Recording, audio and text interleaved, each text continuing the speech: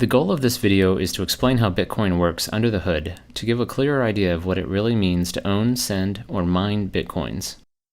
First, a brief high-level overview of what Bitcoin is. At its core, Bitcoin is just a digital file that lists accounts and money like a ledger. A copy of this file is maintained on every computer in the Bitcoin network. These numbers don't represent anything in the physical world. They only have value because people are willing to trade real goods and services for a higher number next to their account and believe others will do the same. The numbers only have value because we believe they have value, just like any other fiat currency. To send money, you broadcast to the network that the amount on your account should go down and the amount on a receiver's account up. Nodes or computers in the Bitcoin network apply that transaction to their copy of the ledger and then pass on the transaction to other nodes. This, with some math-based security, is really all there is, a system that lets a group of computers maintain a ledger. While this may sound similar to the way a bank maintains a ledger, the fact that the ledger is maintained by a group rather than a single entity introduces a number of important differences. For one, unlike a bank where you only know about your own transactions, in Bitcoin everyone knows about everyone else's transactions. Also, while you can trust your bank, or you can at least sue it if something goes wrong, in Bitcoin you're dealing with anonymous strangers, so you shouldn't trust anyone. The Bitcoin system is amazingly designed so that no trust is needed. Special mathematical functions protect every aspect of the system. The rest of this video will explain in detail how Bitcoin allows such a group of strangers to manage each other's financial transactions. At a basic level, for Alice to send money to Bob, she simply broadcasts a message with the accounts and the amount. Send 5 Bitcoins from Alice to Bob. Every node that receives it will update their copy of the ledger and then pass along the transaction message. But how can nodes be sure that the request is authentic, that only the rightful owner has sent the message? Bitcoin rules require a kind of password to unlock and spend funds, and this password is what's called a digital signature. Like a real handwritten signature, it proves the authenticity of a message, but it does so through a mathematical algorithm that prevents copying or forgery in the digital realm. Unlike a simple static password, a completely different digital signature is required for every transaction. Keep in mind that in Bitcoin, you're dealing with complete strangers, so you never want to reveal a password that could be copied and reused by someone else. A digital signature works by utilizing 2 different but connected keys, a private key to create a signature and a public key that others can use to check it. You can think of the private key as the true password and the signature as an intermediary that proves you have the password without requiring you to reveal it. Public keys are actually the send to addresses in Bitcoin, so when you send someone money, you're really sending it to their public key. To spend money, you must prove that you're the true owner of a public key address where money was sent, and you do that by generating a digital signature from a transaction message and your private key. Other nodes in the network can use that signature in a different function to verify that it corresponds with your public key. Through the math behind the digital signature, they are able to verify that the sender owned a private key without actually seeing the private key. Importantly, because the signature depends on the message, it will be different for every transaction and therefore can't be reused by someone for a different transaction. This dependence on the message also means that no one can modify the message while passing it along the network, as any changes to the message would invalidate the signature. The math behind this is fairly complex, and while I won't try to explain it fully now, here are some topics you can Google to get started: elliptic curve digital signature algorithm and mathematical trapdoor. More at the end of the video. So far, we know that digital signatures are used to ensure a transaction is authorized, but I've oversimplified how nodes in the network keep track of account balances. In fact, no records of account balances are kept at all. If you don't keep track of how much money any given person has, how do you know if they have enough to send to someone else? Instead of balances, ownership of funds is verified through links to previous transactions. Here's how this works. To send 5 Bitcoins to Bob, Alice must reference other transactions where she received 5 or more Bitcoins. These reference transactions are called inputs. Other nodes verifying this transaction will check those inputs to make sure Alice was in fact the recipient, and also that the inputs add up to 5 or more Bitcoins. Let's look at a real transaction to see this in practice. This transaction references 6 inputs for a total of 139.6 Bitcoins. In the output section, notice that there are 2 lines. The first one of these is actually going back to the sender as change for the transaction. A simplifying rule states that each input must be used up completely in a transaction. So if you're trying to send an amount that doesn't exactly match one of your inputs, you need to send any remaining amount back to yourself. Through these reference input linkages, ownership of Bitcoins is passed along in a kind of chain, where the validity of each transaction is dependent on previous transactions. But how can you trust those previous transactions? You can't, and you should check their inputs too. In fact, when you first install Bitcoin wallet software, it downloads every transaction ever made and checks each one's validity all the way back to the very first transaction. Remember, you're dealing with complete strangers, so it's important to verify every transaction for yourself. This process can take over 24 hours, but it only needs to be done once. Once a transaction has been used once, it is considered spent and cannot be used again. Otherwise, someone could double spend an input by referencing it in multiple transactions. When verifying a transaction, in addition to the other checks, nodes also make sure that inputs haven't already been spent. To be explicit, for each input, nodes check every other transaction ever made to make sure that input hasn't already been used before. While this may seem time-consuming, as there are now over 20 million transactions, it's made fast with an index of unspent transactions.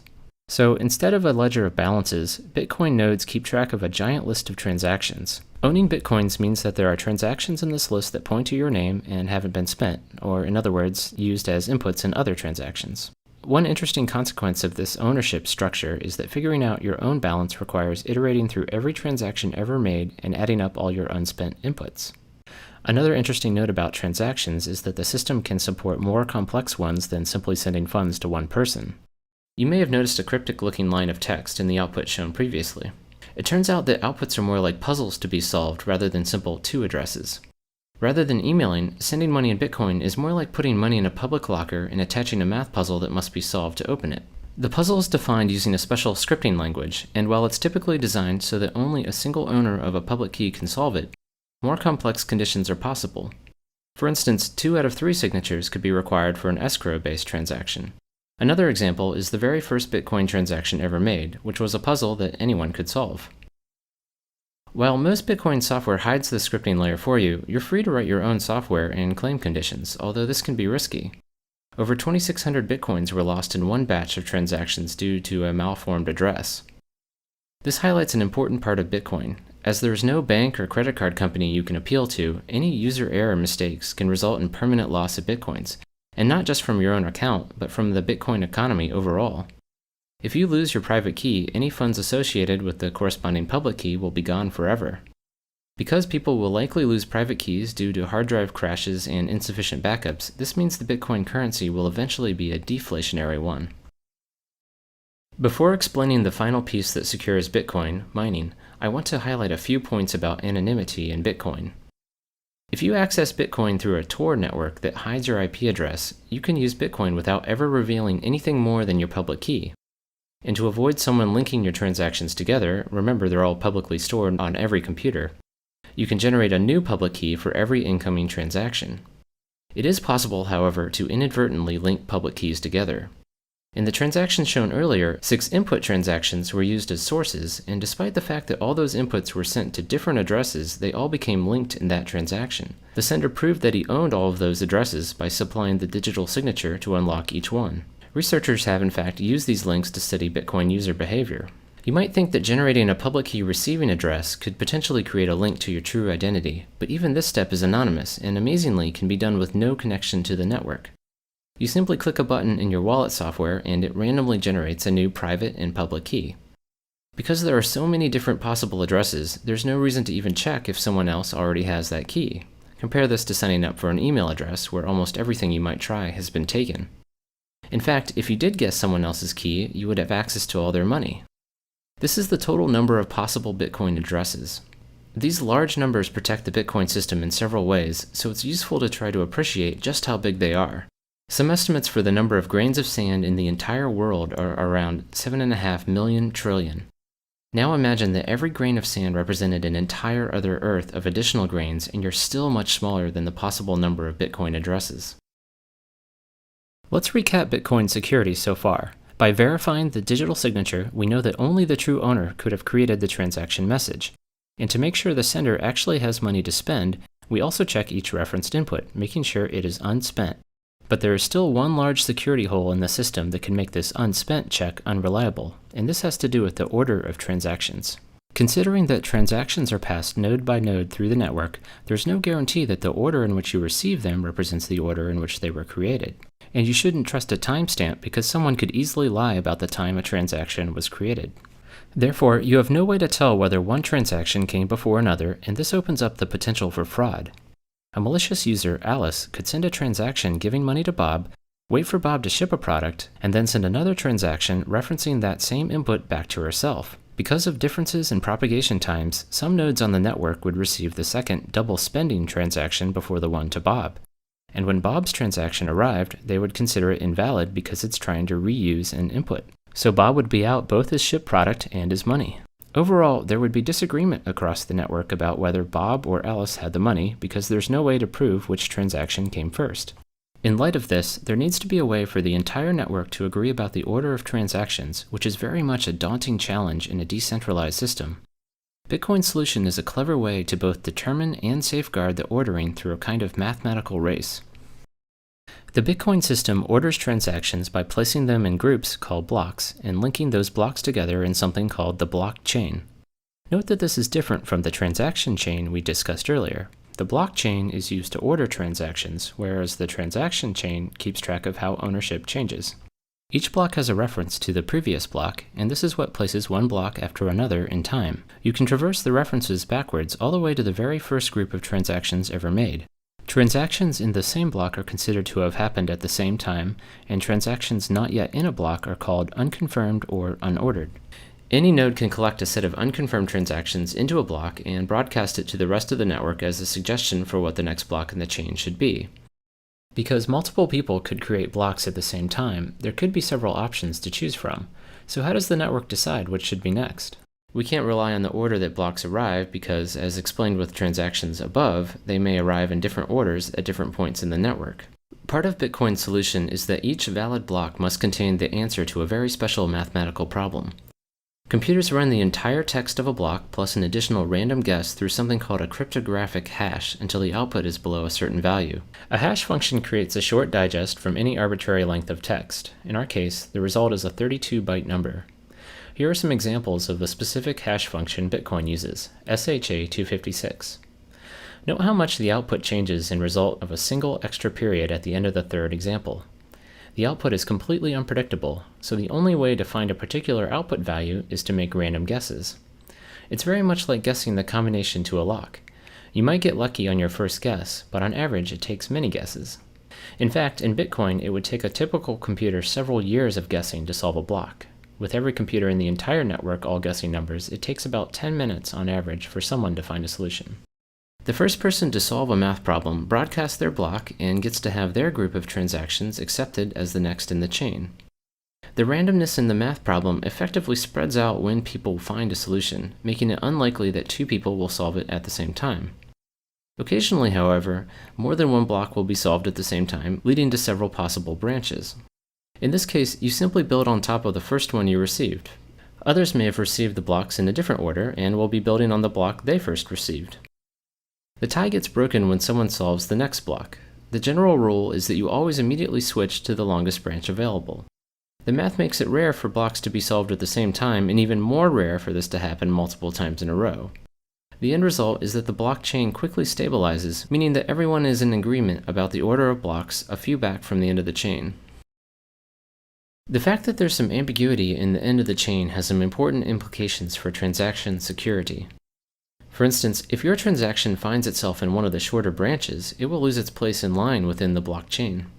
Typically, this just means it will go back to the pool of unconfirmed transactions and be included in a later block. Unfortunately, this potential for transactions to lose their place opens the door to the very double spend attack that was our original motivation for an ordering system. Let's look at how a double spend attack would work in the system described so far. A fraudster, Alice, sends money to Bob. Bob then waits for the transaction to get confirmed into the blockchain and then ships a product. Now, because nodes always switch to a longer branch, if Alice can generate a longer branch that replaces the transaction to Bob with one to someone else, his money will effectively get erased. Bob's transaction will initially get tossed back into the unconfirmed pool, but since Alice has replaced it with another transaction that uses its same input, nodes will now consider Bob's transaction invalid because it's referencing an already spent input. So how does the ordering system prevent Alice from defrauding Bob? You might think that Alice could pre-compute a chain of blocks to spring on the network at just the right time, but the math puzzles in each block actually prevent this. We need to look a little deeper into the cryptographic hash explained earlier to fully understand why. As mentioned previously, solving a block involves trying to get the cryptographic hash of the block to be below a certain value, and you do that by trying different random numbers at the end of the block. Once solved, the hash output is like a fingerprint that uniquely identifies that block. If even a single character in the block is changed, the block's hash would be completely different, just like we saw before when an additional period was added. The hash output, or fingerprint, is actually what's used as the previous block reference. One result of this is that there's no way to switch out a block in the middle of the chain, because the hash value for the new block would be different and the next block's reference would no longer point to it. And subtly, but even more importantly, a block cannot be solved before the previous block is solved. The previous block reference is part of the text that goes through the hash function, so any changes to it would require resolving.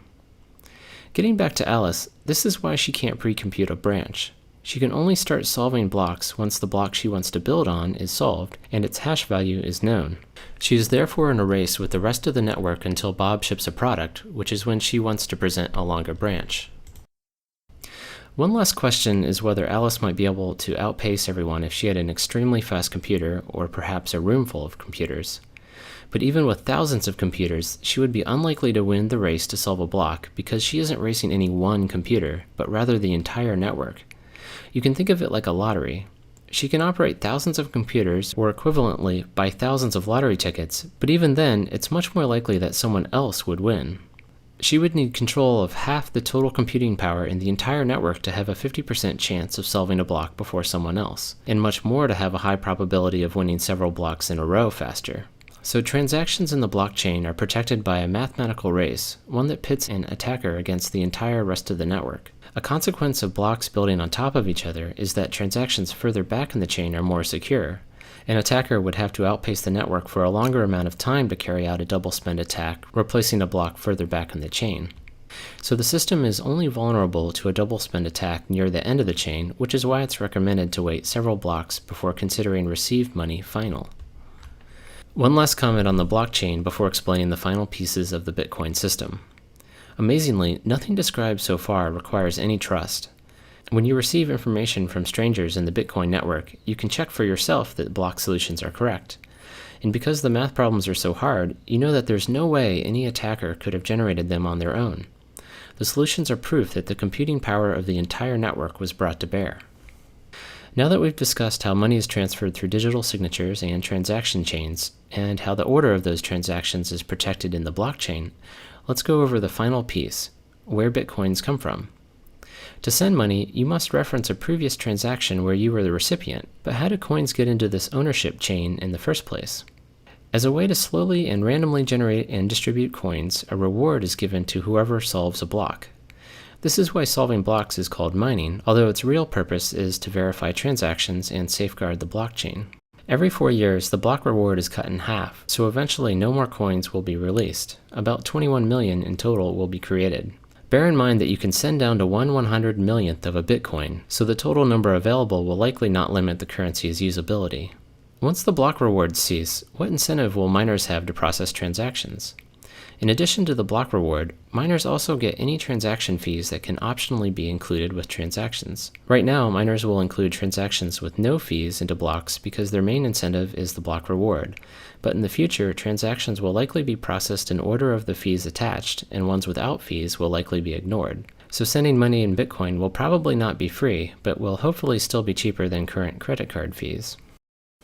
As mentioned before, on average, it would take several years for a typical computer to solve a block, so an individual's chance of ever solving one before the rest of the network, which typically takes 10 minutes, is very low. To receive a steadier stream of income, many people join groups called mining pools that collectively work to solve blocks and distribute rewards based on work contributed. These act somewhat like lottery pools among coworkers, except that some of these pools are quite large and comprise more than 20% of all the computers in the network. The fact that some of these pools are so large has some important implications about security. As mentioned before, it's very unlikely for an attacker to solve several blocks in a row faster than the rest of the network, but it is possible, and the probability increases as the attacker's processing power gains in proportion to the rest of the network. In fact, one of these money pools, BTC Guild, has solved 6 blocks in a row by itself and has voluntarily limited its members to ward off distrust in the entire Bitcoin network. Even with substantial computing power, the farther back in the blockchain a transaction gets, the harder it would be for an attacker to change it. The current recommendation is to wait for a transaction to make it into at least one block or get one confirmation before considering it final. And for larger transactions, wait for at least 6 blocks. In light of BTC Guild's ability to solve 6 blocks in a row, you might want to wait even longer. By design, each block takes about 10 minutes to solve, so waiting for 6 blocks would take about an hour. Compared to the several seconds a credit card transaction takes, waiting this long for a confirmation may seem burdensome, but keep in mind that credit card customers can claim a stolen card months later to have charges reversed from merchants, called chargebacks, so Bitcoin is actually much faster from a merchant's perspective. The particular choice of 10 minutes was somewhat arbitrary, but extremely short times could lead to instability and longer ones would delay confirmations. As more computers join the network and specialized hardware is designed specifically for mining, the block solution time would get very small. To compensate, every 2 weeks, all the Bitcoin software recalibrates the difficulty of the math problem to target 10 minutes.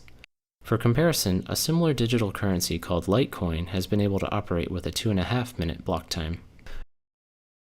In summary, Bitcoin is a mathematically protected digital currency that is maintained by a network of peers.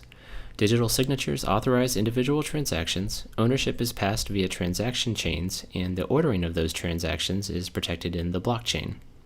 By requiring difficult math problems to be solved with each block, would-be attackers are pitted against the entire rest of the network in a computational race they are unlikely to win. Bitcoin promises many interesting ideas, such as insulation from government meddling, anonymity, and potentially lower transaction fees. It also has many challenges, as it is currently very difficult to exchange Bitcoins for other currencies, and it has been cited as a haven for illegal activity and tax evasion, so governments may try to ban it. Also, the mathematical race that protects the blockchain uses a substantial amount of electricity. If you'd like to view a written version of this video, you can find one on my personal blog, imponderablethings.com. The blog also has some additional explanations of the math behind the digital signatures and cryptographic hashes that underlie the system.